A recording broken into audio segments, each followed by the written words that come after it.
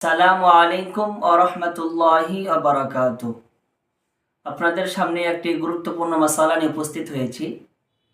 মাসালাটি হলো ফরজ নামাজের প্রথম 2 রাকাতে, সুন্নাত, নফল এবং বিতিরের প্রতিটা রাকাতে সূরা ফাতিহা পড়া ওয়াজিব।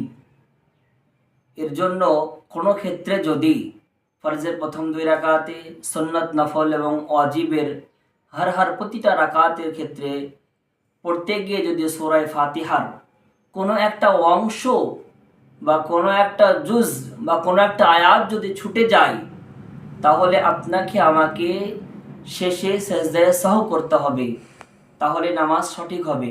নচেত যদি আমাদের ভুলক্রমে যদি কোনো সময় এরকম হয়ে যায়, কোনো একটা হয়তো আয়াত ছুটে গিয়েছে বা কোনো একটা জুজ ছুটে গিয়েছে সূরা ফাতিহার, আর আমরা শেষে সেজদায়ে সাহু করিনি, তাহলে কিন্তু নামাজ ওয়াজিবুল ইয়াদা হয়ে যাবে, অর্থাৎ ওই নামাজটাকে আপনাকে আবার ঘুরিয়ে পড়তে হবে।